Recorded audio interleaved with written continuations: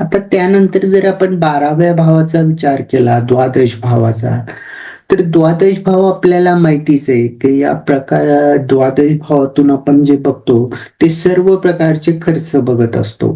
म्हणजे जे पण आपले काही खर्च करतो आपण ते सर्व प्रकारचे खर्च आपण हे द्वादश भावातून बघत असतो. त्यानंतर इथून आपण शिक्षा बघतो, दंड बघतो, जेल बघतो, मोक्ष आणि संन्यास, म्हणजे अविरक्तपणा,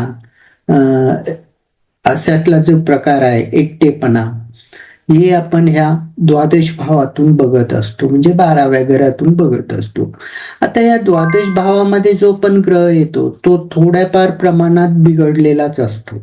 कारण हे आपण जे भाव बघितले 6, 8 आणि 12, हे जे भाव आहे या भावामध्ये कोणताही ग्रह असला तर तो बिघडतोच. कारण हे जे भावाचं जे कारक तत्व आहे हे चांगलं नाहीये. याला त्रिक भाव म्हणतात 6, 8 आणि 12ला. तर यामुळे या भावांचं जे फळ आहे ते आपल्याला वाईट स्वरूपातच जातकाला मिळताना आपल्याला दिसतं. तर 12व्या भावात जर द्वादश भावात जर मंगळ आला तर मग अशा लोकांच्या मोठ्या प्रमाणात खर्च होतो.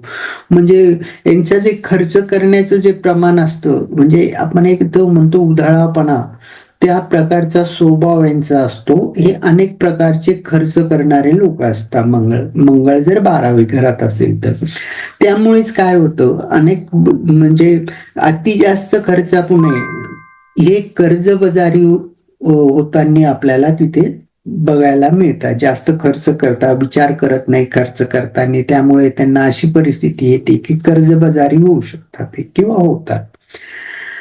आणि अशा लोकांना जर जमीन वगैरे केली नाही, जमीन राहिल्याने यांना नुकसान होते. म्हणजे मंगळ हा भूमीचा कारक ग्रह आहे आणि जमिनीपासून या लोकांना नुकसान होताना आपल्याला दिसतं. जसं की जमीन जर करत असेल, शेती करत असेल किंवा जमिनीचा यांचा व्यवसाय करत असेल तर अशा प्रकारे त्यांना त्यातून नुकसान होताना आपल्याला दिसतं.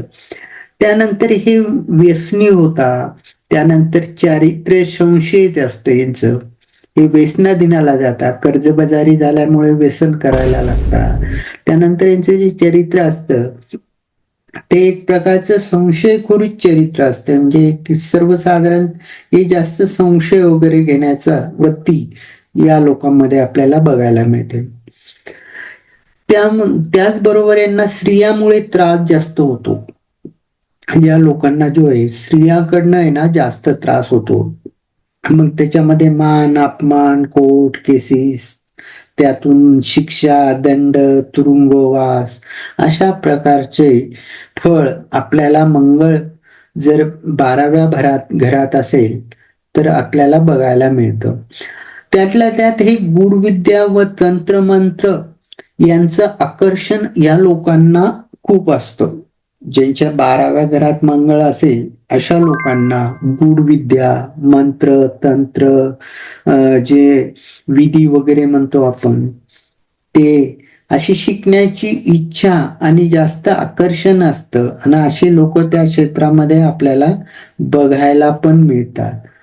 तर अशा प्रकारे मंगळ जर 12व्या घरात जर असेल तर अशा प्रकारे फळ हे आपल्याला जातकाला मिळताना दिसतं